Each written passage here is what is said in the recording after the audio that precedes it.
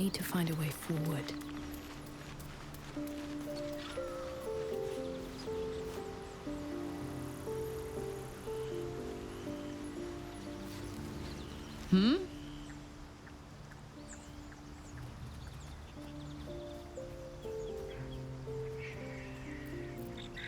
You really did it, huh? Not worried about adding more illithid into the mix? Well, what can I say? You look fine, smell fine, seem fine. If you got a little boost from the tadpole, who am I to begrudge you? In fact... got any going spare?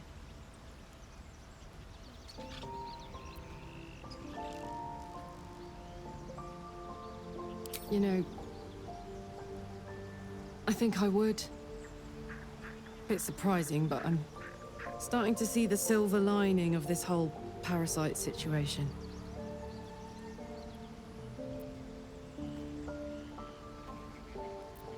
I'll hold you to that. Now, are we done here?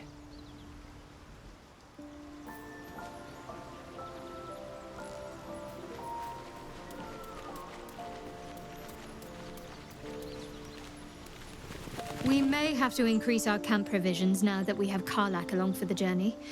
Those muscles don't run on fresh air, I'll wager.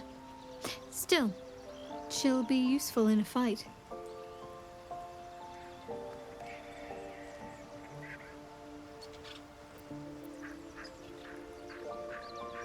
Very serious of you, but go ahead. Even if I could remember, I'm not sure I'd tell you. I don't want your ego to get overinflated.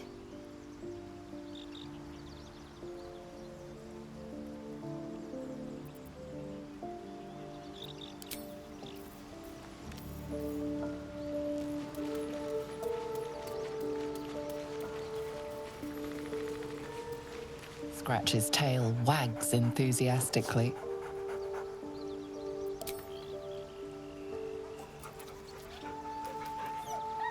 Scratch's tongue lolls out happily, his tail wagging even faster.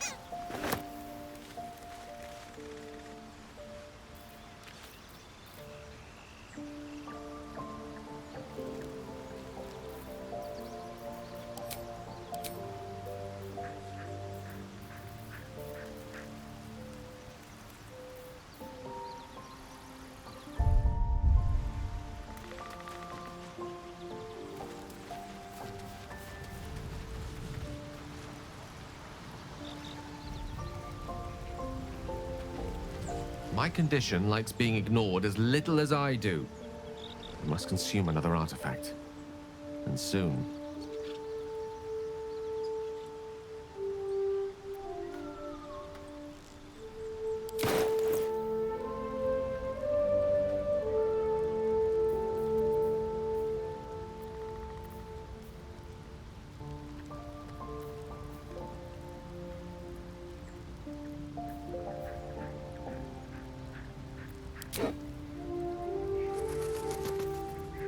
Thank you.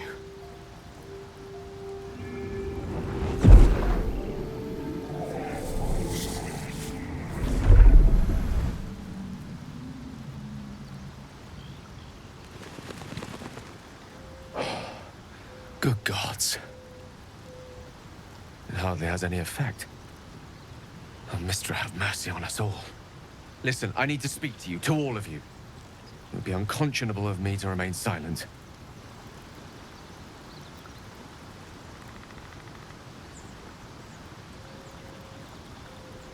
I might just be about to remedy that. You have to know who I was. You have to know who I really am. What I am is a walking shadow of the promise I once held. I'm what one might call a wizard prodigy. Who from an early age could not only control the weave, but compose it. Much like a musician or a poet. Such was my skill that it earned me the attention of the mother of magic herself. The Lady of Mysteries. The goddess Mystra. She revealed herself to me and she became my teacher. In time, she became my muse. And later, even my lover.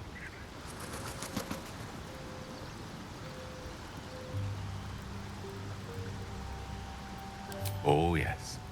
We enjoyed each other's company. Body, mind, and soul. But even so, I desired more. You see, no matter how powerful a wizard we mortals can become, we never scratch more than the surface of the weave. Mystra keeps us in check. There are boundaries she doesn't let us cross. Yet, every time I was with her, I stood on the precipice, gazing into the wonders that lay beyond. I sought to cross her boundaries.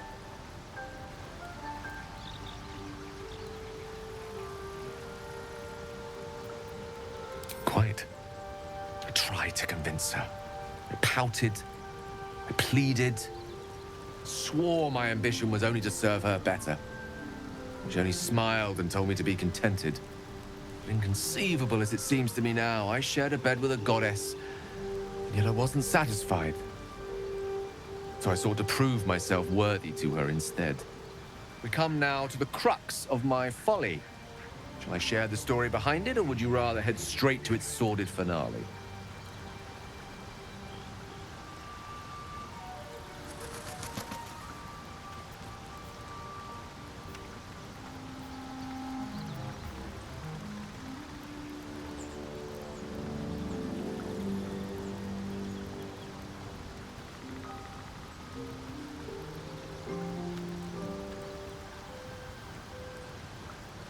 Very well. Here goes. Once upon a very long time ago, a mighty lord lived in a tower. A flying tower, to be precise. I'll save his history for another time, but the gist of it is that he sought to usurp the goddess of magic so that he could become a god himself.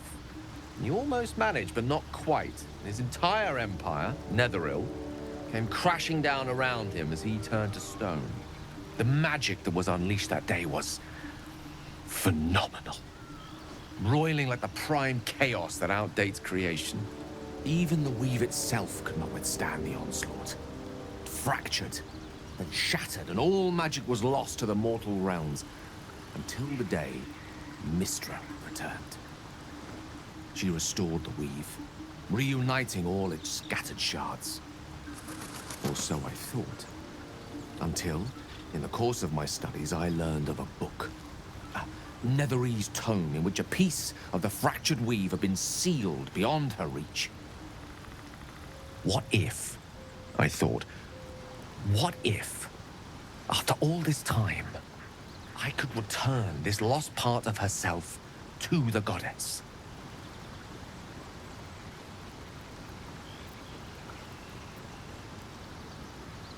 I don't discredit my reasoning. Alas, that my execution was rather less sound. I was certain that this deed of raw power, draped in romance, would convince Mystra to take me by the hand and welcome me into her hitherto forbidden domains. I was mistaken. I obtained the fabled book and took it into my study. As for what happened next... Here. Place your hand over my heart. Let me show you.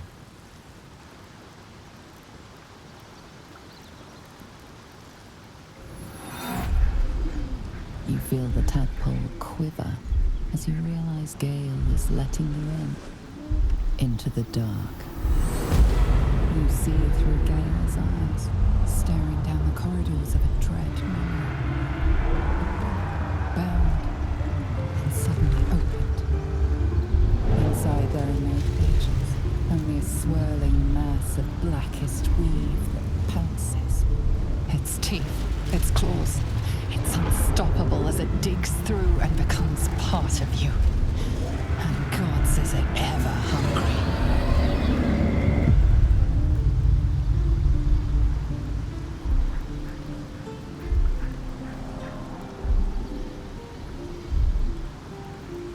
Thankfully, the moment I absorbed the fragment wasn't enough to kill me outright.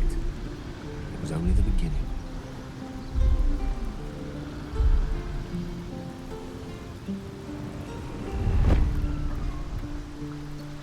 This Netherese blight, this orb, for lack of a better word, is balled up inside my chest.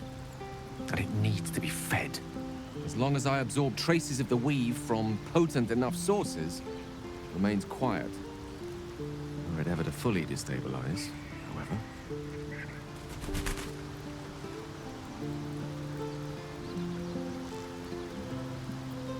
I will erupt.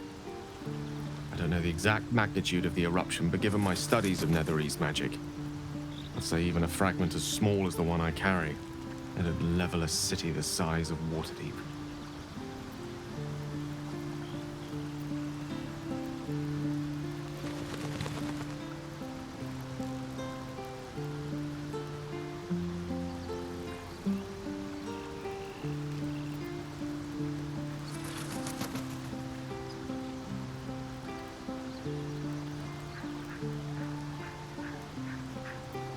I know. All of this. It must feel like a betrayal. Say the word, and we'll part ways.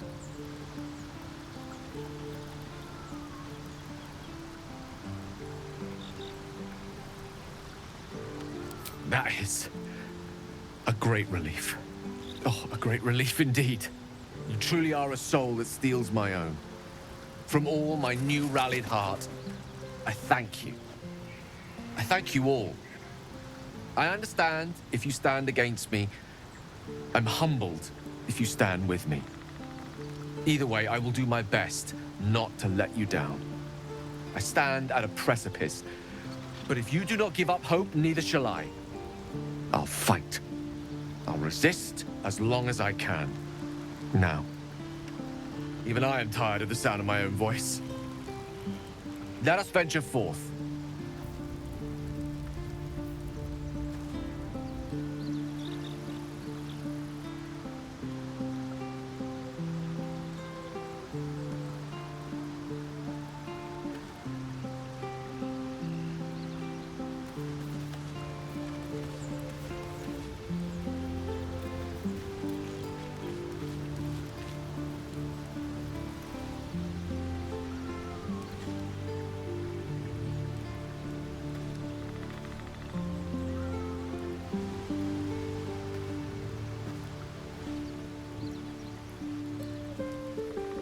Glad to have an ally.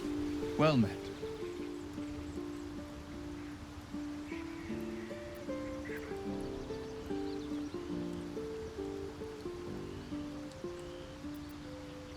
Are you sure? The blade stands at the ready. And just when things were warming up.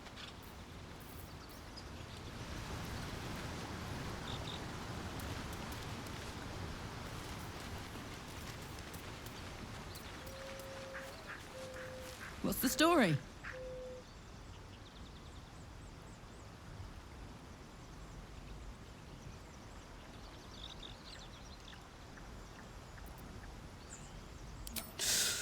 Depends on the type.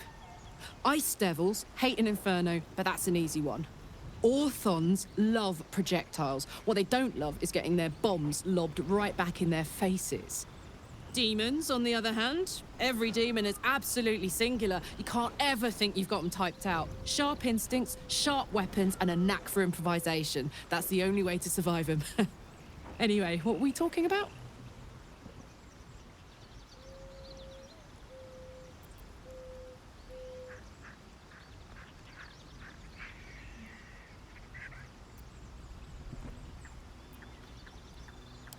Hell yes.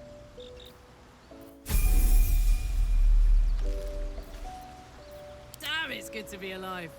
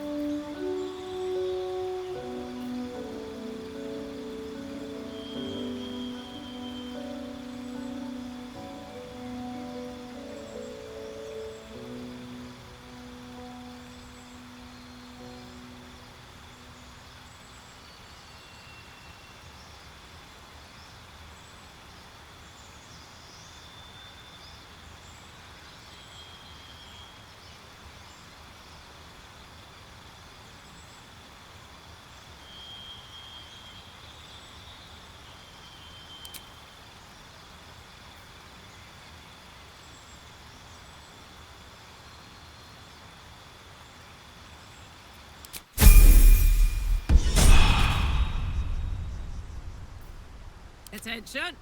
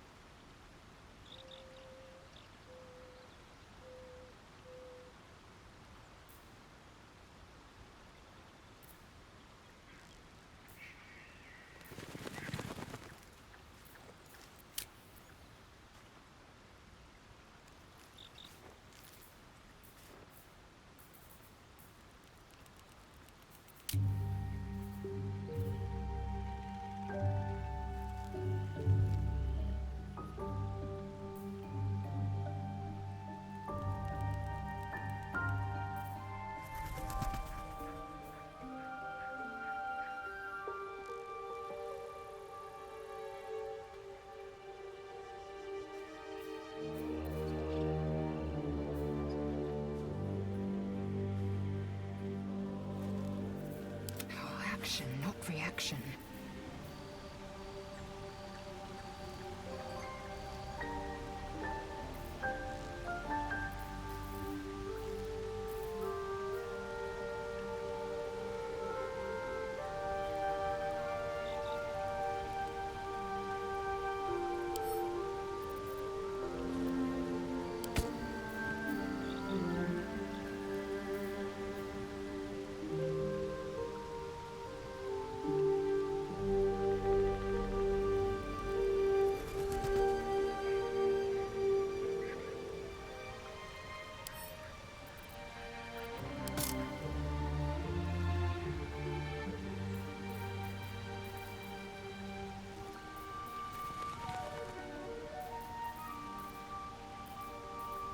Is that blood? No, never mind.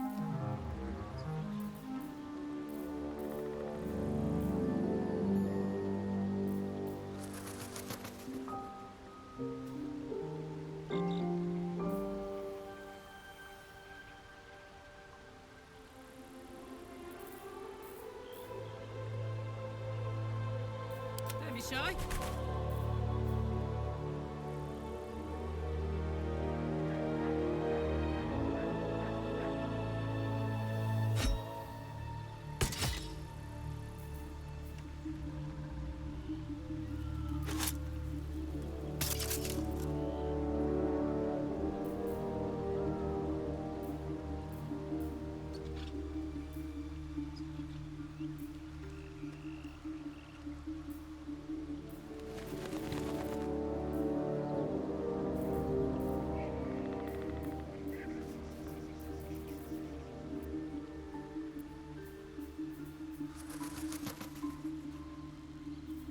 Indolence breeds madness.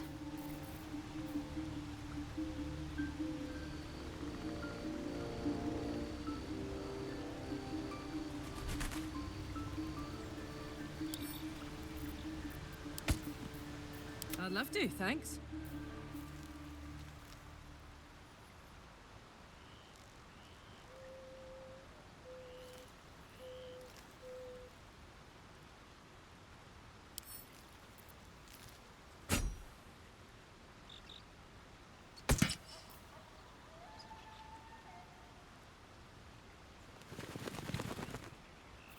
Oh, enough waiting. I crave blood.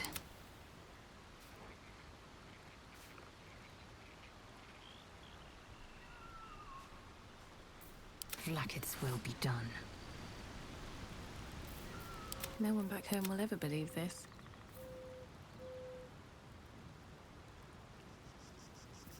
Soldier, can't give up now.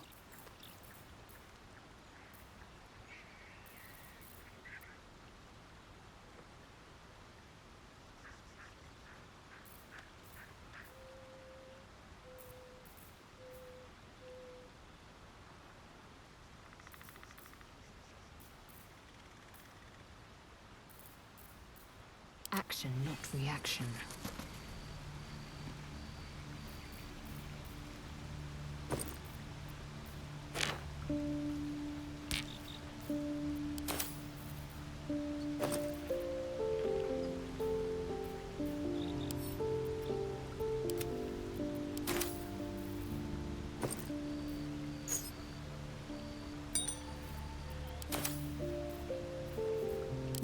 What now?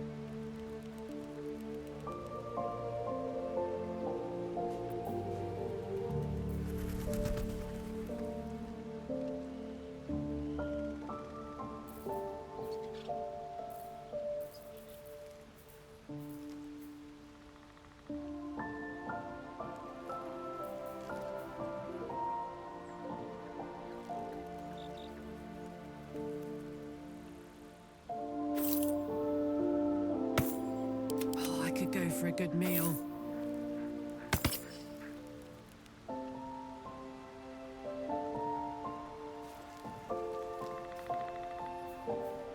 Assume nothing.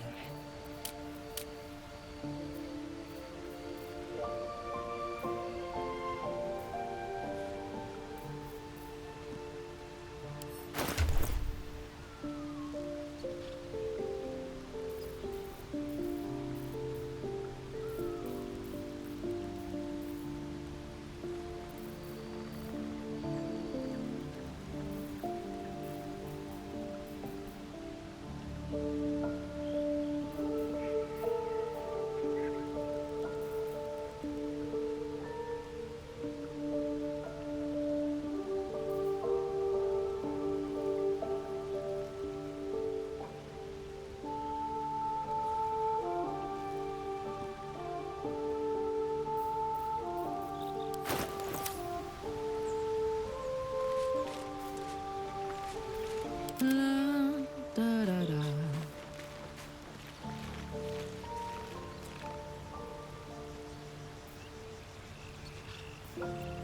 No time to rest.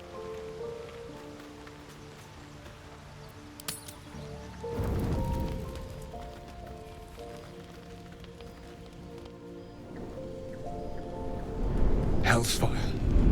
She's coming.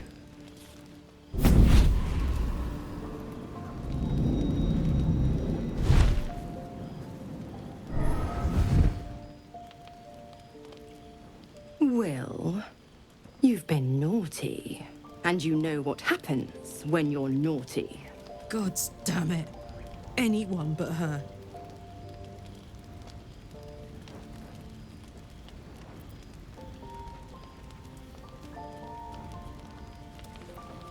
You flatterer. Why, if I had a warm heart, I'm sure it would be skipping. Call me Mizora. I'm Wyll's patron, the fount of his power. My pet's been unruly, and his leash needs a yank. We had a deal, Wyll. But Karlach's still breathing. I've taken more pleasant shits than you, Mizora. And at least those can be buried after. That's no kind of talk for a lady. By the way, Karlach, Zariel sends her regards. You told me! Devils only! She's a tiefling, not a monster! How precious. The little pupster's found his bark. Clause G, Section 9. Target shall be limited to the infernal, the demonic, the heartless, and the soulless. Karlach meets the criteria by virtue of having no heart.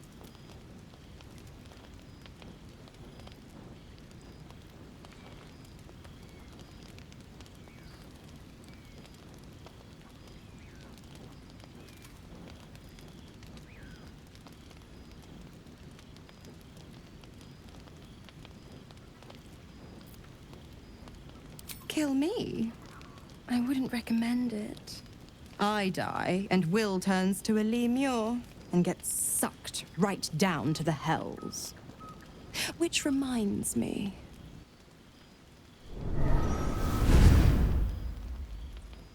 Wyll burns in the fires of Avernus. The lightning storms of Dis strike his flesh. His soul passes through each layer of the hells, gaining their essence and their torment.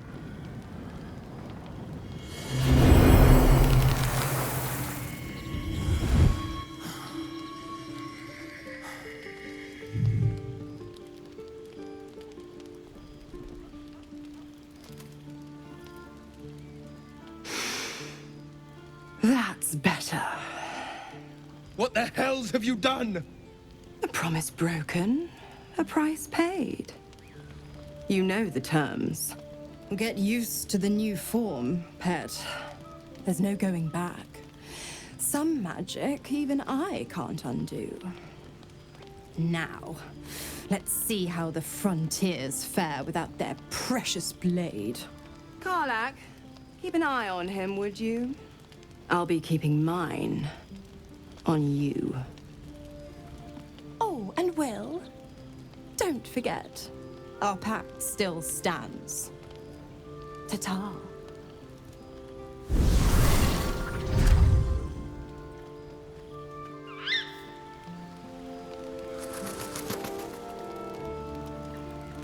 I'll be honest, soldier. I'm reeling. Wyll hardly knows me, but he chose my life over his. Been a long time since someone stuck their neck out for me like that.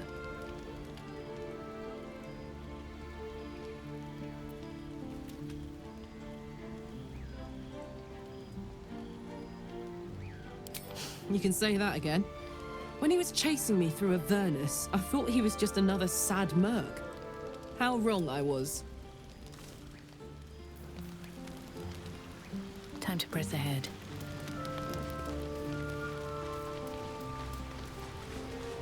Gods damn her, straight back to the hells. Just look at me. I did what was right, and Mazora made me pay for it. I'd be hunting devils and demons, she said. Traitors and hypocrites, heartless evils of all sorts, but not Zariel's victims. Not innocent tieflings.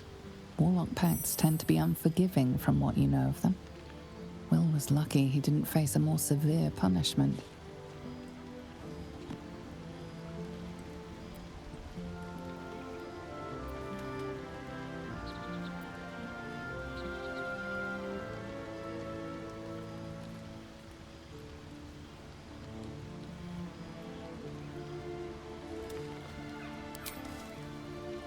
All these years. You'd think it's a lesson I'd have well learned. It's Mazora who grants me the power to conjure armor and cast eldritch blasts. Before I was infected, I could even call hell beasts and summon festering clouds, but I promise you, every thrust of my blade and every flame I sparked was for the good of the coast.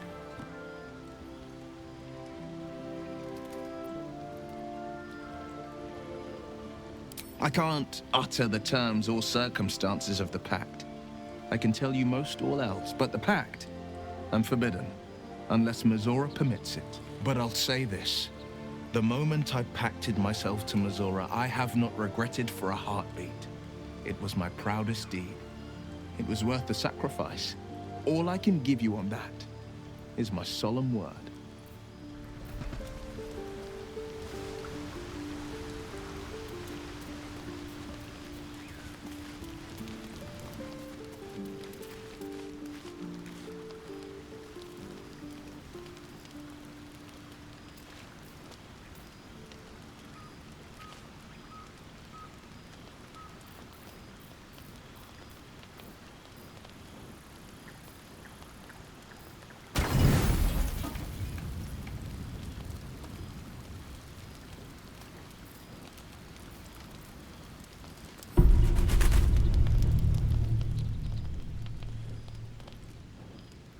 You recognize the feathered creature. It's the owlbear cub you rescued.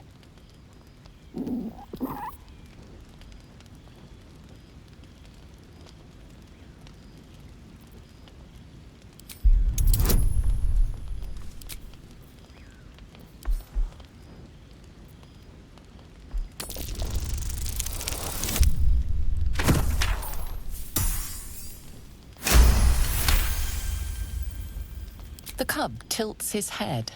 He does not trust you. Yet.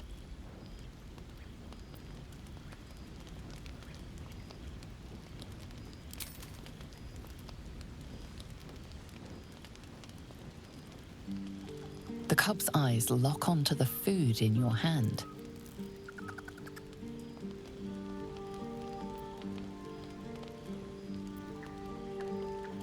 He takes a hesitant step toward you, his beak chittering hungrily. Careful. Once that thing's eaten through the camp, it might start looking at you hungrily. Alarmed by your companion's approach, the cub flees into the forest. I'm not chasing after it, if that's what you're thinking.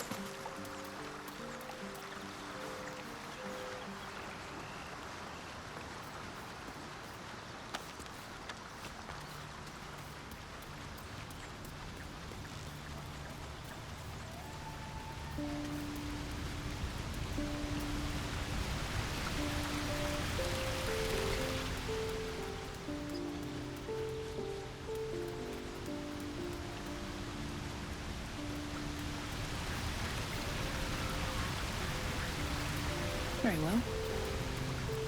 Scratch's tail wags enthusiastically.